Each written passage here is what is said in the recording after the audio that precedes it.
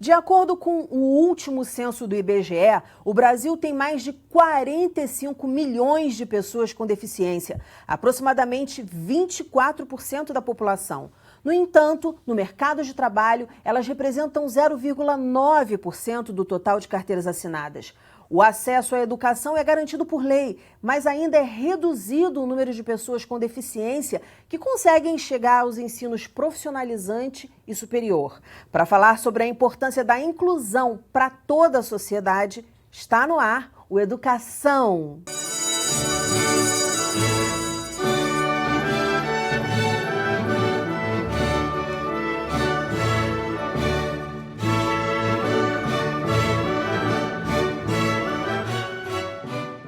Meus convidados são o ascensorista Francisco Lima, o diretor de responsabilidade social da Associação Brasileira de Recursos Humanos, José Monteiro, e a pedagoga, doutora em educação, chefe do Departamento de Educação Inclusiva e Continuada da UERJ, Ene Gomes Redig. Muito bem-vindos ao programa. Vou começar com você, José. Quer dizer, a inclusão no mercado de trabalho é lei. E eu queria que você falasse um pouquinho dessas cotas. Bem, a BRH é uma instituição que está há 53 anos, né, trabalhando com essa questão da inclusão e essa questão mesmo de criar conteúdos e orientar, né, as empresas, tanto empresas, grandes empresas, como empresas médias ou até mesmo pequenas empresas. Lá na BRH, nós somos 3 diretores nessa área de responsabilidade social. A Patrícia Pacheco, da Capemisa, que é a nossa chefe, o João Quintanilha, que é um amigo meu de muito tempo, lá da Xerox, onde trabalhamos juntos lá. E nós tivemos uma ideia, há mais ou menos 5 anos, de entender essas dificuldades todas que a gente encontrava no mercado, principalmente nessa área de inclusão de pessoas com deficiência. Então, o que a gente escutava daquela pessoa com deficiência é que ele estava preparado, mas que não tinha oportunidade. Mesmo com essa lei que estabelece que de 2% a 5% do quadro de funcionários tem que ser de pessoas com deficiência para empresas que começam aí com 100 funcionários no quadro total. A partir de 100 funcionários. Né? E a gente escutava isso. Aí fomos conversar com as empresas, que todos nós somos empresários, a gente trabalhou muito tempo nas empresas. E cada empresa tem o seu programa. E a empresa dizia assim, olha, se a gente souber onde tem uma pessoa com deficiência preparada, nós estamos abertos para cumprir não só a cota, mas também a nossa responsabilidade como empresa cidadã. E fomos ouvir o governo, né? que afinal de contas é aquele fiscalizador da lei. Sim. Que acaba multando aquelas empresas que não têm. Então, ficamos diante de uma situação em que não adiantava a gente ficar discutindo, porque as pessoas às vezes preferem ter razão do que resolver a questão. Esse né? que é o grande problema, sim. Então, sim. Vamos construir essas pontes entre o governo, as empresas e as organizações sociais que preparam essas pessoas com deficiência. E aí começamos um programa bem interessante lá, de juntar essas pessoas. E tem colhido frutos? Muitos. Ene, em termos de educação, assim, é fundamental preparar também essa mão de obra, não é isso? Sim. O que a gente pode observar aí? Eu acho que em termos de legislação, que eu possa dizer, a gente avançou bastante, mas ainda falta muita coisa a ser feita. Sim, com relação à legislação, a gente tem assim, um leque Exatamente. de políticas públicas voltadas para a inserção da pessoa com deficiência no mercado de trabalho, na escola, na sociedade. O que falta é, como o José Monteiro falou, de fazer essa ponte entre a preparação desse sujeito com deficiência e a sua colocação no mercado de trabalho. Lá na UERJ, a gente pesquisa muito uma questão que a gente chama de customização do trabalho, customização de atividades laborais. É ver o que a pessoa com deficiência é capaz de fazer, quais são as suas habilidades e o que aquela empresa, o que aquele mercado de trabalho precisa para que ele possa trabalhar. Então, na verdade, não necessariamente eu tenho uma função já pronta para ele e que ele tem que se encaixar. Perfeito. Mas eu posso ver o que aquela empresa precisa E vocês trabalham E nessa aí sintonia. trabalhar nessa sintonia. Então, assim, se dentro da escola eu já tenho o que a gente chama de plano individualizado de transição, em que a gente trabalha em um processo de transição do sujeito da escola para uma vida independente, então quando ele começa lá com os 14 anos, você já pensa quais são os interesses, quais são as dificuldades, quais são as habilidades, para quando ele sair da escola, ele já ter um norte. Então eu alio isso com os conteúdos acadêmicos, obviamente, e aí quando ele já sai assim, daqui ele vai trabalhar em tal lugar, ou daqui ele vai fazer um curso técnico, ou vai fazer um ensino superior, ele já tem uma noção do que fazer. E aí, com isso, dentro da própria escola, eu já posso ir trabalhando com treinamentos, com estágios. Perfeito. Começa e até com em termos de metas curriculares, né? Isso. O que a gente espera que esse aluno alcance? O que é bom para ele alcançar? Eu acho que tem muito isso. E qual é assim... Qual vai ser o norte? Porque às vezes a gente trabalha com um objetivo na escola de passar no Enem, né, de entrar para uma universidade, mas naquele momento, aquele sujeito não tem interesse em fazer o vestibular. Sim. Ele quer trabalhar, ou ele precisa fazer um curso técnico. E então, dentro disso, a gente pode ir pensando em customizações de atividades laborais. E aí eu já desenvolvo essas habilidades, mas não é o desenvolvimento de uma habilidade para ele se manter em determinada função, mas é um desenvolvimento de habilidades para que ele consiga se manter no mercado de trabalho. Perfeito. Consiga ter uma vida independente, que aí é mercado de trabalho, é escola, é vida social. Porque não tem como a gente dissociar, eu acho, mercado de trabalho de educação. Tem como. E eu queria, Francisco, que você falasse um pouquinho da tua história. Como é que foi lá na escola? Francisco, criança na escola, como é que era isso? Antigamente, na minha escola, a gente tinha uma certa dificuldade, assim, não é tipo fazer igualdade, ser igual a outras pessoas, mas pelo esforço meu, que eu sempre fui esforçado, a coisa de escola, sempre fui inteligente, não fui burro, estudei no Laboratório Uruguai, em Caxias. Depois fiz o primeiro grau, fiz o segundo grau, aqui na faculdade, estudei na Faculdade Maria Tereza. Aí estava terminando um estudo para se formar em engenheiro, alguma coisa, advogado. Não, minha parte era querer ser advogado, mas não senti dificuldade, comecei a trabalhar aqui no serviço de assessorista, aí segui até hoje, estou até hoje. Hein? Então, quer dizer, na escola você não sentiu muita dificuldade? Não, jogava bola direitinho com os amigos, era respeitado. E no mercado de trabalho, você, antes da gente começar a gravar, você estava falando que passou por algumas situações, e eu queria que ao longo do programa você contasse essas situações, porque eu quero conversar com a Ene e com o José, se isso ainda acontece, como é que acontece. Bom, depois do meu período que eu passei a estudar e comecei a procurar trabalho, eu senti dificuldade sim. Eu fui em vários mercados, que a gente não pode falar o nome do mercado para não prejudicar ninguém. Trabalhei em vários mercados. Eu fiz um curso de locução no Senac, passei, aí fui trabalhar de locutor, né, antes de fazer ascensorista.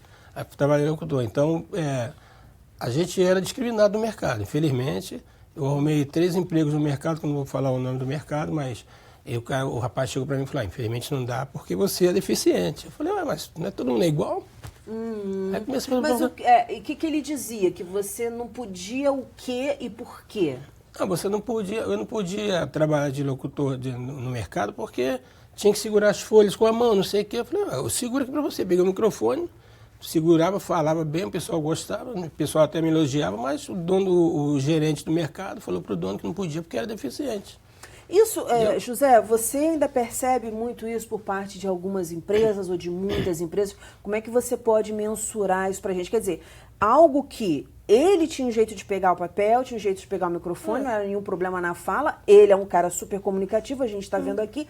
Quer dizer, é algo que a gente fica, né? É preconceito, é puro. Você percebe muito isso ainda nas empresas? Não, a sociedade melhorou muito, né? A informação, essa maneira, esse período democrático que a gente está vivendo, onde as pessoas têm as oportunidades todas de se expressar, isso tem diminuído muito. Lógico, você vai ter sempre bolsões de resistências, mas muito em função da educação também, da própria estrutura daquela organização. Eu acho que a tendência é que a gente tenha uma evolução dessa tolerância, dessa aproximação, desse bem-querer às pessoas. Isso tem modificado bastante. Não só na questão da deficiência física. Né? Uhum. O José falou uma coisa muito interessante, que claro que tem a ver com o bem-querer, tem a ver com solidariedade, tem a ver com tudo isso. Mas antes disso tudo, e aí eu entro mais numa área de estudo aqui com a Anne, eu comecei o programa falando isso, a importância da inclusão para toda a sociedade. Eu quero te dar a palavra, porque senão fica uma coisa monólogo, né? Só eu falo. Claro que eu tenho... Nossa, a gente tem um caminhão de coisas para falar em relação a isso, mas eu queria que você desse esse ponto de vista. Dá para a sociedade entender, para as pessoas que estão assistindo o programa, que é importante para elas também, não é nenhum favor. Sim, quando a gente pensa em uma escola, vamos ver a escola, né? Quando a gente fala assim, a escola, ela deve ser inclusiva.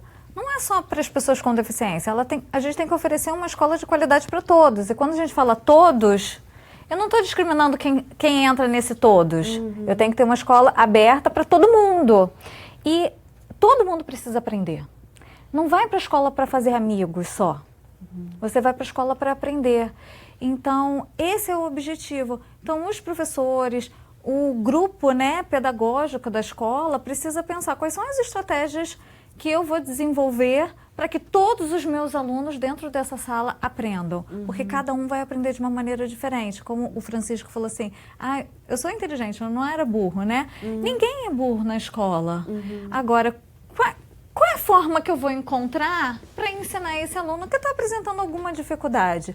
Quando a gente pensa também em iniciar na escola, em que criar, né, situações de mostrar que todo mundo tem capacidade, todo mundo tem dificuldades, todo mundo tem potencialidades, então eu já começo a criar uma cultura inclusiva na escola. Sim, e das pessoas perceberem também que a deficiência ela pode ser adquirida. Sim. Né? No caso do Francisco ele falou aqui no início do programa, né, acho que antes da gente gravar, que a dele foi adquirida, ele não nasceu com a deficiência. Então qualquer um de nós pode ter um acidente de carro, pode ter qualquer coisa. Então, eu acho que é a primeira coisa que a gente tem que pensar também, Sim. Não é isso? E quando a gente pensa na acessibilidade, eu não estou pensando só no cadeirante, em subir aquela rampa. Idoso. Mas é o idoso, é a grávida, é alguém que quebrou a perna, reduzida, né? tem uma mobilidade reduzida, você está com um salto alto, fica mais difícil você andar em determinados locais. Então, assim, é pensar no bem-estar de todo mundo. Não só... E aquela coisa que o próprio filósofo russo Vygotsky falava, que o nosso desenvolvimento passa pelo outro, não é isso? Então, quanto mais rica for a nossa experiência em termos de diversidade, mais próximo à evolução nós vamos estar, Sim. né? Nosso caminho evolutivo vai ser muito melhor, muito mais rico. O José falou, hoje em dia a gente não tem mais tanta discriminação como era no passado, né? Mas por quê? Porque a gente já está vivendo numa sociedade em que todas as pessoas estão ali. As pessoas com deficiência estão na escola, elas estão trabalhando, estão na universidade. E Daniela, me permita, o Francisco levantou uma questão importantíssima no início da fala, quando ele falou que quando ele era criança, ele praticava esporte em condições de igualdade com os colegas, não tinha nenhuma dificuldade. E essa importante observação dele traz à luz uma possibilidade de se inclua nessas cotas que existem, essas cotas legais, a oportunidade das empresas poderem criar equipes de paralímpicos, né? Quer dizer, hoje o esporte é uma indústria fantástica hoje. O futuro está aí, né? Os empregos tradicionais estão acabando. Então, Perfeito. o entretenimento, o lazer e o esporte assumem papéis importantíssimos hoje no desenvolvimento humano. E aí, por que a gente não pensa nisso, a partir dessa dica que traz o Francisco nessa reunião aqui? Por que as empresas não são autorizadas a cumprirem as suas cotas, aquelas empresas de alto risco, metalúrgicas, empresas que vão fazer exploração em águas profundas, que não podem ter pessoas cadeirantes nesses lugares, né? Com alguma mobilidade reduzida, criar suas equipes de vôlei, de vôlei sentado, de natação, de todos aqueles esportes, e com isso cumprir aquela cota. Cumprir a cota, sim, porque também é uma profissão, esporte também é uma profissão. Sim. Francisco falou, quero falar. Fala, Francisco. Isso é uma dificuldade que o pessoal falava que eu tinha antigamente, até começava a rir assim, entre amigos, estavam falando. Vamos nadar. Eu falei assim, vai nadar? Vamos nadar. Você não sabe nadar, que você é deficiente. Eu falei, é mesmo? Eu falei, então tá bom, vamos nadar então. Aí juntava aquela turma de amigos assim, né? Isso depois de grande, não quando pequeno. Eu adquiri muitas profissões, muitas coisas que eu fiz. Tem um currículo grande aí. Tem desenho básico de desenho, fiz caricaturismo, fiz letras, fiz um monte de curso aí. Nossa, que legal, que legal. Então, mas isso tudo...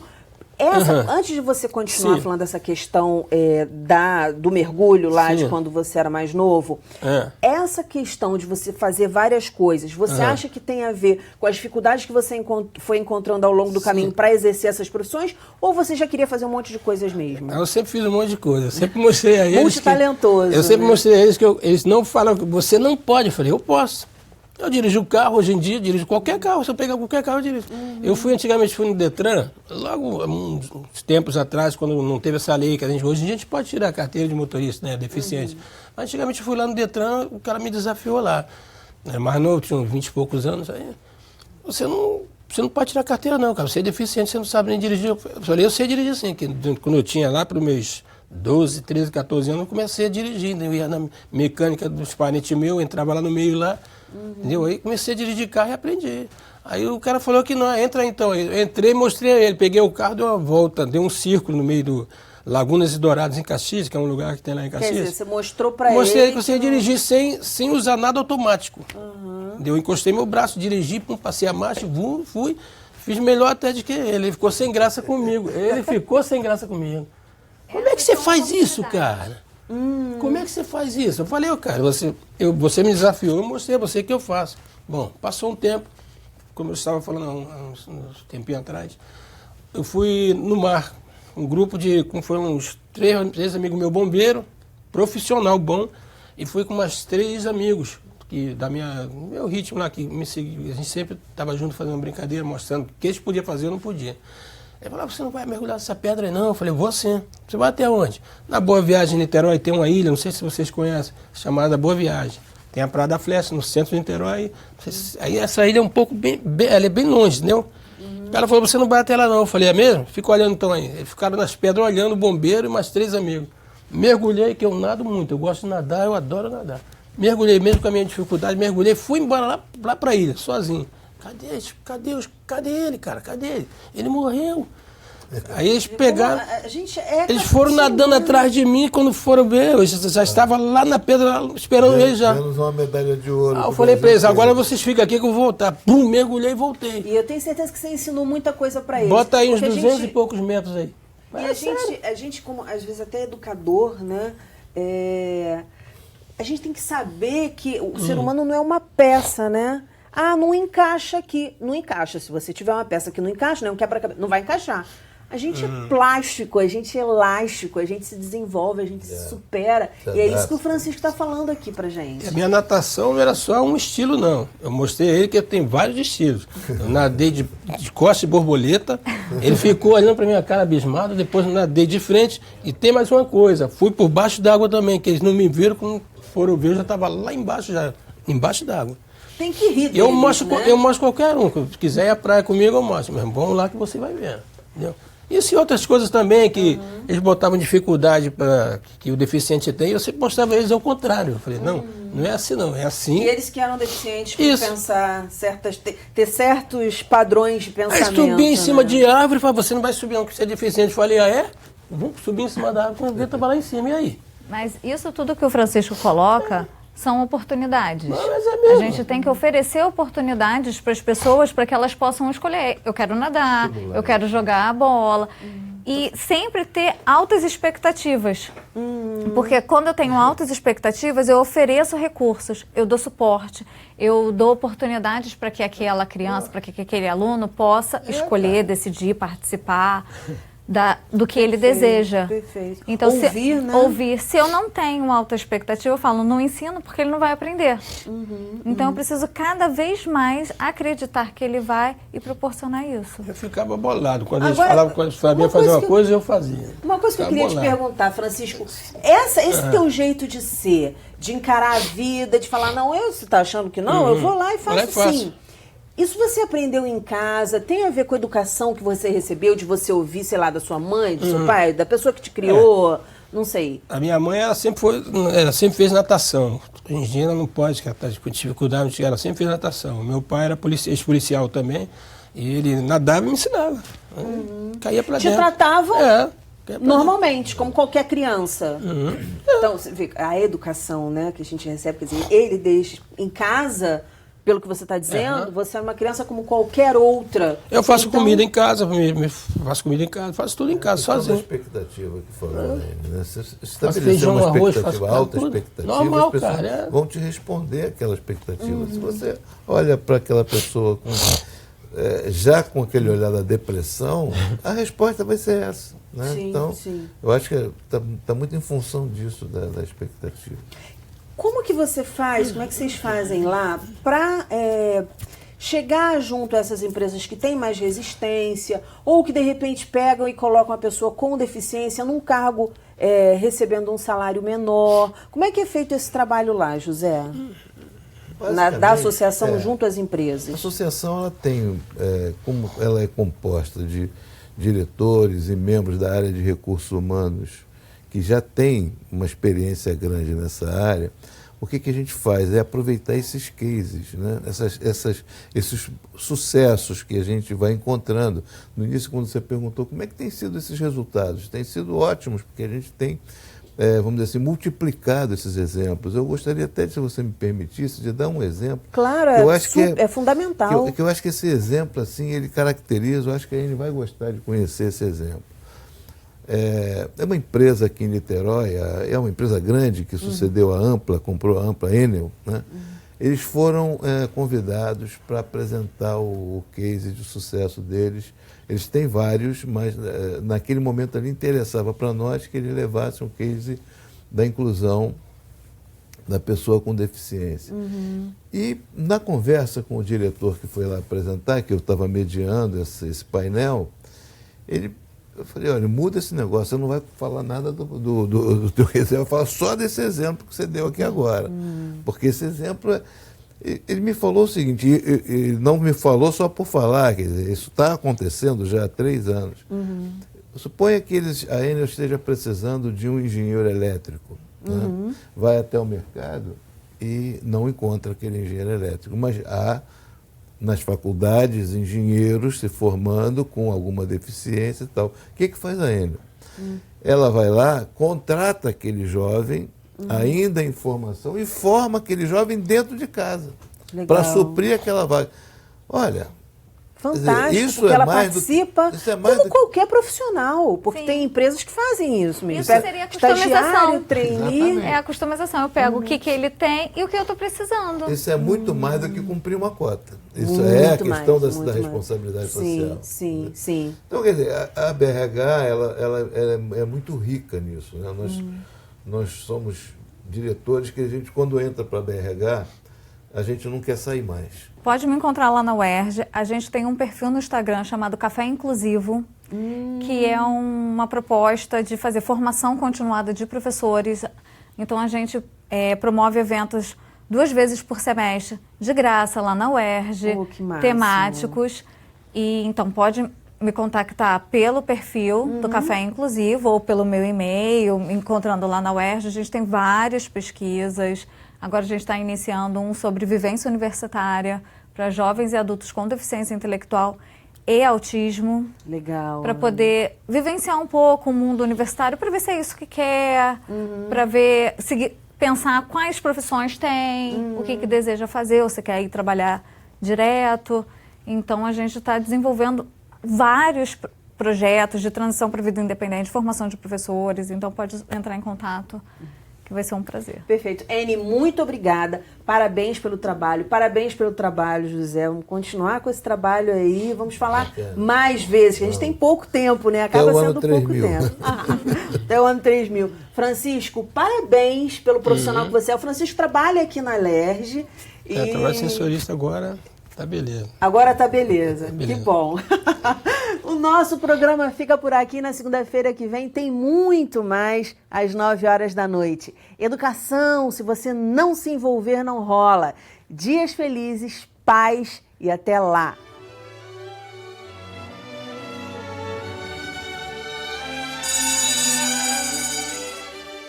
Quando eu nasci, o silêncio foi aumentando. Meu pai sempre entendeu que eu era torto, mas sempre me aprumou. Passei anos me procurando por lugares nenhum, até que não me achei e fui salvo. Às vezes, caminhava como se fosse um bulbo. Manuel de Barros, meu quintal é maior que o mundo.